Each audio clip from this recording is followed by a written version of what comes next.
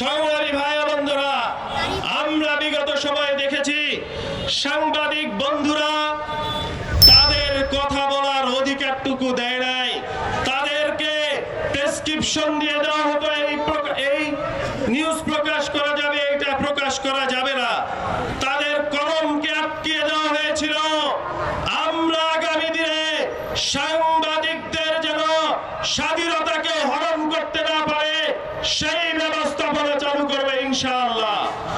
এবং সাংবাদিক বন্ধুরা রাত 2টার সময় কোথাও ঘর পুড়ে গেলে সাংবাদিক বন্ধুরা যায়, কেউ একটা অ্যাক্সিডেন্ট হলে সাংবাদিক বন্ধুরা যায়। তাদের নির্ধারিত কোনো টাইম নেই, 24 ঘন্টা ডিউটি, পরিশ্রম আছে কিন্তু কোনো বেতন কাঠামো নাই।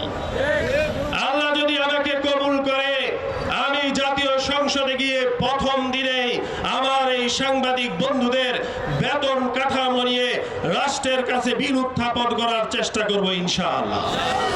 সংগ্রামী ভাই বন্ধুরা, আজকে আমরা এখানে যখন কথা বলছি, ঠিক সেই সময় আমাদের বাংলাদেশের একজন প্রিয় নেত্রী, দীর্ঘ আন্দোলন সংগ্রামে যিনি বাংলাদেশের মানুষের ঐক্যের প্রতীক হয়ে ভূমিকা পালন করেছেন, পরপর 3 বারের নির্বাচিত প্রধানমন্ত্রী বেগম খালেদা জিয়া আজ চরম অসুস্থ।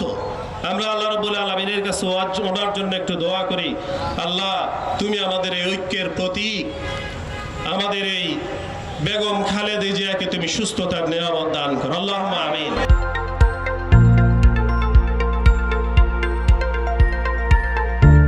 দিনাজপুর টিভি মানুষের জীবনের কথা বলে।